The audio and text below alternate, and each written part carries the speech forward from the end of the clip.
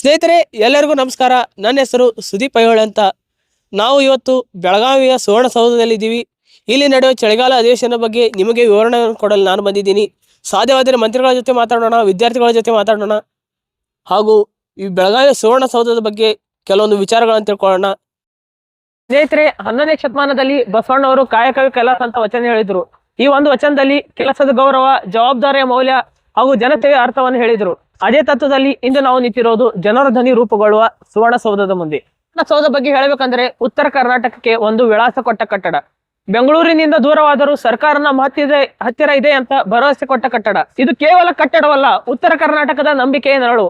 ಇಲ್ಲಿ ಕಲ್ಲುಗಳಿಲ್ಲ, ಉತ್ತರ ಕರ್ನಾಟಕದ ಜನರ ಕನಸುಗಳಿವೆ. ಸುವರ್ಣಸೌಧದಲ್ಲಿ ಪ್ರತಿಧ್ವನಿಸೋದು ಮಂತ್ರಿಗಳ ಧ್ವನಿ ಅಲ್ಲ, ಇಲ್ಲಿ ಪ್ರತಿಧ್ವನಿಸೋದು ಸಾಮಾನ್ಯ ಜನರ ಆಶಯ.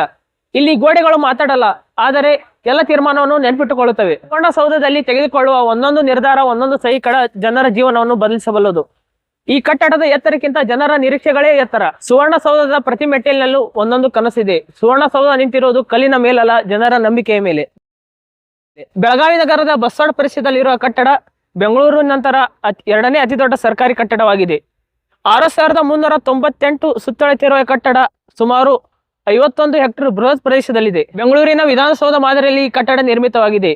ಈ ಕಟ್ಟಡ ದ್ರಾವಿಡಿಯನ್ ಶೈಲಿಯಲ್ಲಿ ನಿರ್ಮಾಣವಾಗಿದ್ದು 4 ಮಹಡಿಗಳನ್ನು ಹೊಂದಿದ್ದು ವಿಶಾಲ ಬಿಳಿ ಕಲ್ಲುಗಳು, ಭವ್ಯ ಪ್ರದೇಶದ್ವಾರ ಇವೆಲ್ಲ ಸರ್ಕಾರದ ಶಕ್ತಿಯನ್ನು ಪ್ರತಿಬಿಂಬಿಸುತ್ತವೆ.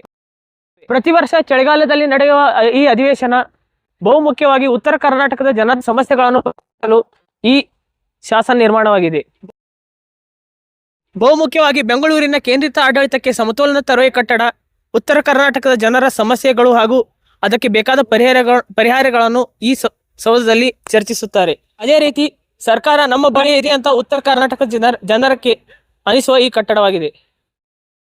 ಬಹಳ ಜನ ಇದು ವರ್ಷಕ್ಕೊಮ್ಮೆ ನಡೆಯುವ ಅಧಿವೇಶನ ಅಂತ ಕರೆದು ಸಾಮಾಜಿಕ ಮತ್ತು ಆರ್ಥಿಕ ಮಹತ್ವವನ್ನು ನಿರಾಕರಿಸಲು ಸಾಧ್ಯವಿಲ್ಲ. ವಾಕ್ಯದಲ್ಲಿ ಹೇಳಬೇಕಂದ್ರೆ ಸುವರ್ಣಸೌಧ ಕೇವಲ ಕಟ್ಟಡವಲ್ಲ, ಉತ್ತರ ಕರ್ನಾಟಕದ ಆತ್ಮಗೌರವ. ಸ್ನೇಹಿತರೆ, ತಾವಿಲ್ಲಿ ನೋಡಬಹುದು ಸಮಾಜಕ್ಕೆ ಪ್ರಮುಖ ಕೊಡುಗೆ ನೀಡಿರುವಂತಹ ಕ್ರಾಂತಿಕಾರಿ ಹೋರಾಟಗಾರರು ಹಾಗೂ ಸಮಾಜ ಸೇವಕರ ಮೂರ್ತಿಗಳನ್ನ ತಾವಿಲ್ಲಿ ನೋಡಬಹುದು. ಇಲ್ಲಿ ನೋಡಬಹುದು ಕ್ರಾಂತಿವೀರ ಸಂಗೊಳ್ಳಿ ರಾಯಣ್ಣ ಅವರ ಮೂರ್ತಿ ಇದೆ. ಅಲ್ಲಿ ನೋಡಬಹುದು ಚೆನ್ನಮ್ಮ ಅವರ ಮೂರ್ತಿ ಇದೆ. ಅಲ್ಲಿ ಭಾರತದ ಸಂವಿಧಾನ ಶಿಲ್ಪಿ ಡಾಕ್ಟರ್ ಬಾಬಾ ಸಾಹೇಬ್ ಅಂಬೇಡ್ಕರ್ ಅವರ ಮೂರ್ತಿ ಇದೆ. ಈ ಮೂರ್ತಿಗಳನ್ನು ನಿರ್ಮಾಣ ಮಾಡಿರೋ ಉದ್ದೇಶ ಏನಪ್ಪಾ ಅಂದ್ರೆ ಮೂರ್ತಿ ಮಾಡಿರೋ ಪ್ರಮುಖ ಉದ್ದೇಶ ಏನಪ್ಪಾ ಅಂದ್ರೆ ಯುವಕರು ಹಾಗೂ ಹಲವಾರು ಸಮಾಜದ ವ್ಯಕ್ತಿಗಳು ಬರ್ತಾರ, ಅವರಿಗೆ ಇವರ ಮೌಲ್ಯಗಳನ್ನು, ಅಂಶಗಳನ್ನು ಅಳವಡಿಸಿಕೊಂಡು ಸಮಾಜಕ್ಕೆ ಕೊಡುಗೆಗಳನ್ನು ನೀಡಿ ಅಂತ ಹೇಳಿ ಈ ಮೂರ್ತಿಗಳನ್ನ ಇಲ್ಲಿ ಪ್ರತಿಷ್ಠಾಪನೆ ಮಾಡಿದಾರ. ಸ್ನೇಹಿತರೆ, ಇಲ್ಲಿ ಹಲವಾರು ಜನ ಸುವರ್ಣಸೌಧವನ್ನು ನೋಡಕ್ ಬಂದಾರ. ಅವ್ರಿಗೆ ಇದ್ರ ಬಗ್ಗೆ ವಿಶೇಷತೆ ಏನ್ ಅನ್ಸತ್ ಕೇಳೋಣ. ಸರ್ ನಮಸ್ಕಾರ. ನಮಸ್ಕಾರ. ತಮ್ಮ ಹೆಸರು ಸರ್? ನಮ್ಮ ಹೆಸರು ವೆಂಕಟನಾಯಕ್ ಅಂತ ಹೇಳಿ. ಎಲ್ಲಿಂದ ಬಂದಿದ್ದೀರಾ ಸರ್? ಸರ್ ನಾವು ವಿಜಯನಗರ ಜಿಲ್ಲೆ ಕೂಡ್ಲಿಗಿ ವಿಧಾನಸಭಾ ಕ್ಷೇತ್ರದಿಂದ ಬಂದಿದ್ದೀವಿ. ಹಾ ಸರ್. ನಮಗೆ ಅಲ್ಲಿ ಮೊನ್ನೆ ನಮ್ಮ ಶಾಸಕರು NT ಶ್ರೀನಿವಾಸ್ ಅವರು ನಮ್ಮ ವಿಧಾನಸಭಾ ಕ್ಷೇತ್ರದ ವ್ಯಾಪ್ತಿಯ ಸಾರ್ವಜನಿಕರು ಕೂಡ ಇಲ್ಲಿ ವಿಧಾನಸಭಾ ಕಲಾಪ, ಚಳಿಗಾಲ ಅಧಿವೇಶನದಲ್ಲಿ ವಿಧಾನಸಭಾ ಕಲಾಪ ಯಾವ ತರ ನಡೀತದೆ ಅನ್ನೋದನ್ನ ನೋಡ್ಲಿ ಅಂತೇಳಿ ಅವರು ಸಾರ್ವಜನಿಕರಿಗೆ ಅನುಕೂಲ ಆಗಲಿ ಅಂತೇಳಿ ನಮಗೆ ಆಹ್ವಾನ ಕೊಟ್ಟಿದ್ರು. ಆದ್ರೆ ಅವರ ಆಹ್ವಾನದ ಮೇರೆಗೆ ನಮ್ಮ ಕೂಡ್ಲಿಗಿ ತಾಲೂಕಿನ 25 ಗ್ರಾಮ ಪಂಚಾಯತಿಗಳ ಸಿಬ್ಬಂದಿಗಳು, NRLM ಸಿಬ್ಬಂದಿಗಳು ಮತ್ತು ಪೌರ ಕಾರ್ಮಿಕರು ಆಗಮಿಸಿದ್ವಿ. ಎಲ್ಲ ಸ್ವಚ್ಛತಾ ಮಹಿಳೆಯರು ಈ ಸುವರ್ಣಸೌಧದಲ್ಲಿ ಕಲಾಪ ನಡೀತಾ ಇರೋದನ್ನ ನೋಡಿ ಅವರು ತುಂಬಾ ಖುಷಿಯಾಗಿದ್ದಾರೆ.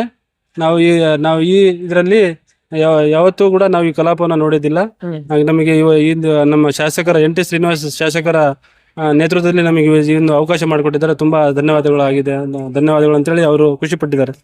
ಸರ್, ಈ ಸುವರ್ಣಸೌಧಕ್ಕೆ ಮೊದಲ ಬಾರಿ ಭೇಟಿ ಕೊಟ್ಟಿರ್ತೀರಾ ಅಂತ ಹೇಳಿದ್ರಿ, ಇದರ ಅನುಭವ ಹೇಗೆ ಸರ್? ಇದರ ಅನುಭವ ಅಂತಂದ್ರೆ ಇದು ನಮ್ಮ ಕರ್ನಾಟಕ ರಾಜ್ಯದಲ್ಲಿ ಇದು ಕೂಡ ಎರಡನೇ ವಿಧಾನಸೌಧ ಹೆಂಗೋ ಬೆಂಗಳೂರಲ್ಲಿ, ಹಾಗೇನೆ ಇದು ಕೂಡ ನಮ್ಮ ಕರ್ನಾಟಕದಲ್ಲಿ ಇದು ಸುವರ್ಣಸೌಧ ಅಂತೇಳಿ ಇದು ಕೂಡ ನೇಮಕ ಮಾಡಿದ್ದಾರೆ ಗಡಿ ಭಾಗದಲ್ಲಿ. ಇಲ್ಲಿ ಕೂಡ ನಮ್ಮ ಉತ್ತರ ಕರ್ನಾಟಕದ ಸಾರ್ವಜನಿಕರ ಮತ್ತು ಜ್ವಲಂತ ಸಮಸ್ಯೆಗಳನ್ನ ಚರ್ಚೆ ಮಾಡ್ಲಿಕ್ಕೆ ಮತ್ತು ಸಮಸ್ಯೆಗಳನ್ನ ಪರಿಹಾರ ಕೊಡ್ಲಿಕ್ಕೆ ಅಂತೇಳಿ ಇಲ್ಲಿ ಅಧಿವೇಶನ ಪ್ರತಿ ವರ್ಷ ಡಿಸೆಂಬರ್ ತಿಂಗಳಲ್ಲಿ ನಡೆಸ್ತಾರೆ. Thank you sir. ಮೇಡಮ್ ನಮಸ್ಕಾರ. ನಮಸ್ಕಾರ ಸರ್. ತಮ್ಮ ಹೆಸರು ಮೇಡಮ್? ಇಂದ್ರ ಸರ್. ಯಾವ ಕ್ಷೇತ್ರದಿಂದ ಬಂದಿದ್ದೀರಾ? ನಾವು ಕೂಡ್ಲಿಗಿ ಕ್ಷೇತ್ರದಿಂದ ಬಂದಿದ್ದೀವಿ ಸರ್. ಇದೇ ಫಸ್ಟ್ ಟೈಮ್ ಬಂದಿದ್ದ ಮೇಡಮ್? ಇದೇ ಫಸ್ಟ್ ಟೈಮ್ ಸರ್. ನಮ್ಮ NT ಶ್ರೀನಿವಾಸ್ ಸರ್ ಇದಾರಲ್ಲ, ಅವರು ಇದರಿಂದ ನಾವ್ ಯಾವತ್ತೂ ನೋಡಿರ್ಲಿಲ್ಲ. ನಮಗೆ ನೋಡಕ್ ಒಂದು ಅವಕಾಶ ಮಾಡಿಕೊಟ್ರಿ ಸರ್. ನಮಗೆ ಅವಕಾಶ ಮಾಡಿಕೊಟ್ಟ ಶ್ರೀನಿವಾಸ್ ಸರ್ಗೆ ನಮ್ಮ ತುಂಬ ಹೃದಯದ ಧನ್ಯವಾದಗಳು. ಮೇಡಮ್, ನೀವು ಟೋಟಲ್ ಎಷ್ಟು ಜನ ಮಹಿಳೆಯರು ಬಂದಿದ್ದೀರಾ? ಸರ್, ಇವತ್ತು 100 ಜನ ಬಂದಿದ್ದೀವಿ ಸರ್. ಮೇಡಮ್, ನಿನ್ನೆ 2 ಬಸ್ ಬಂದಿತ್ತು ಸರ್. ಮೊನ್ನೆ ಒಂದ್ ದಿವಸನು 2 ಬಸ್ ಬಂದಿತ್ತು ಸರ್. ಟೋಟಲ್ ನಮ್ಮ ಕೂಡ್ಲಿಗಿ ತಾಲೂಕಿಂದ ಎಲ್ಲಾ ಗ್ರಾಮ ಪಂಚಾಯತಿ ಅವರು ಬಂದಿದ್ದೀವಿ ಸರ್. ಈ ಸುವರ್ಣಸೌಧ ನೋಡಿದಿರಿ, ಒಳಗಡೆ ಹೋಗಿ ಬಂದಿರಿ, ಇದರ ಅನುಭವ ಹೇಗಿತ್ತು ಮೇಡಮ್ ನಿಮ್ಗೆ? ಭಾಳ ನಮಗೆ ಒಳಗೆ ನೋಡಿದ ತಕ್ಷಣನೇ ಕಣ್ಣು ಒಂಥರ ಯಾವತ್ತೂ ನೋಡದೇ ಇರೋಂಥ ಇದನ್ನ ನೋಡಿದ್ವಲ್ಲ ಸರ್, ನಮಗೆ ಭಾಳ ಅಂದ್ರೆ ಭಾಳ ಖುಷಿ ಆಯ್ತು ಸರ್. Thank you madam.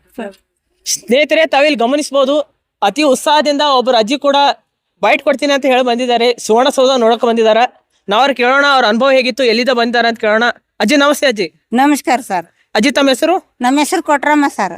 ಯಾವ ಊರಿಂದ ಬಂದಿದ್ದೀರಾ ಅಜ್ಜಿ? ನಾವು ಕೂಡ್ಲಿಗಿ ತಾಲೂಕು, ವಿಜಯನಗರ ಜಿಲ್ಲಾ, ಹಾ ಮೇಡಮ್, ಶಿವಪುರ ಪಂಚಾಯತಿ ಸರ್. ಅಜ್ಜಿ ವಿಧಾನಸೌಧ ನೋಡಿದ್ರಿ, ಒಳಗಡೆ ಹೋಗಿ ಬಂದಿರಿ, ನಿಮ್ಗೆ ಹೇಗ ಅನಿಸ್ತ ಅಜ್ಜಿ? ಚೆನ್ನಾಗ್ ಅನ್ಸೈತ್ರಿ. ಮತ್ತೆ ಏನಾದ್ರು ಈ ವಿಧಾನಸೌಧ ಸುವರ್ಣಸೌಧ ಬಗ್ಗೆ ಹೇಳ್ಬೇಕಂದ್ರೆ ತಾವ್ ಏನ್ ಹೇಳ್ತೀರಿ? ಏನ್ ಹೇಳಕ್ರಿ, ನಮಗೆ ಕಷ್ಟ ಸುಖ ಹಂಚ್ಕೊಡ್ರಿ ಅಂತ ಹೇಳ್ತೀವಿ ನೋಡ್ರಿ. ತಾವ್ ಈ ಸುವರ್ಣಸೌಧ ಬಗ್ಗೆ ಏನ್ ಎಕ್ಸ್ಪೆಕ್ಟ್ ಮಾಡ್ತೀರಾ? ಅಂದ್ರೆ ಎಲ್ಲ ಉತ್ತರ ಕರ್ನಾಟಕದ ಜನರ ಸಮಸ್ಯೆಗಳ ಇಲ್ಲಿ ಶಾಸಕರು, ಸಚಿವರು ಎಲ್ಲ ಡಿಸ್ಕಸ್ ಮಾಡ್ತಾರ. ತಾವ್ ಈ ತರ ಏನ್ ಎಕ್ಸ್ಪೆಕ್ಟೇಷನ್ ಇಡ್ತೀರಿ? ಈ ತರ ಬಗ್ಗೆ ನೀವು ಏನ್ ಹೇಳಕ್ ಇಷ್ಟಪಡ್ತೀರಿ ಶಾಸಕರಿಗೆ ಹಾಗೂ ಸಚಿವರಿಗೆ? ಎಲ್ಲರಿಗೆ ಅನುಕೂಲ ಆಗ್ಬೇಕು, ರೈತರಿಗೆ, ಮಹಿಳೆಯರಿಗೆ, ಅಜ್ಜಿ ಎಲ್ಲರಿಗೆ, ನಮ್ಮ ರೈತರಿಗೆ ಎಲ್ಲರಿಗೆ ಸಹಕಾರ ಸಿಗ್ಲಿ ಅಂತ ಮಾಡ್ತೇವೆ ನೋಡ್ರಿ. ಅಂದ್ರೆ ತಾವ್ ಹೇಳೋದು ಈ ಉತ್ತರ ಕರ್ನಾಟಕದ ಇಲ್ಲಿ ಏನ್ ಅಧಿವೇಶನ ನಡೆಸ್ತಾರ ಬರೇ ಬಾಯಿ ಮಾತಲ್ಲಿ ಆಗ್ಬಾರ್ದು, ಕೆಲಸದ ಮೂಲಕ ಅವ್ರು ಉತ್ತರ ಕೊಡ್ಬೇಕಂತ ಹೇಳ್ತಾರೆ. ಹೌದವ್ರಿ, ಅಷ್ಟೇ. ಥ್ಯಾಂಕ್ ಯು ಅಜ್ಜಿ. Thank you. ಸ್ನೇಹಿತರೆ, ಇಲ್ಲಿ ಹಲವಾರು ಸ್ಕೂಲ್ ಸ್ಟೂಡೆಂಟ್ಸ್ ಬಂದಾರ. ಅವ್ರು ಇದ್ರ ಬಗ್ಗೆ ಅಭಿಪ್ರಾಯ ಏನಂತ ಕೇಳೋಣ. ಹಾಯ್ ಫ್ರೆಂಡ್ಸ್, ನಿನ್ನ ಹೆಸರು? ಪ್ರತೀಕ್ ಸಂತೋಷ್ ಕಿತ್ತಳೆ. ಪ್ರತೀಶ್ ಸಂತೋಷ್ ಕಿತ್ತಳೆ. ಯಾವ ತರಗತಿ ಓದತಿ? 10th ತರಗತಿ. ಈ ಸುವರ್ಣಸೌಧ ಫಸ್ಟ್ ಟೈಮ್ ನೋಡಕ್ ಬಂದಿದೆ ಏನ್ ಮೊದ್ಲು ಬಂದಿದ್ದೆ? ಫಸ್ಟ್ ಟೈಮ್ ನೋಡಕ್ ಬಂದಿದ್ದ. ಎಲ್ಲಿಂದ ಬಂದಿರಿ? ಸಿರುಗುಪ್ಪಿ, ಕಾಗವಾಡ ತಾಲೂಕು. ಕಾಗವಾಡ ತಾಲೂಕ. ಸುವರ್ಣಸೌಧ ಫಸ್ಟ್ ಟೈಮ್ ನೋಡಿದ್ರಿ, ಇದ್ರ ಬಗ್ಗೆ ನಿಂಗೆ ಎಕ್ಸ್ಪೀರಿಯನ್ಸ್ ಹೇಗಿತ್ತ? ಚೆನ್ನಾಗಾಯ್ತು. ಚೆನ್ನಾಗಿತ್ತ?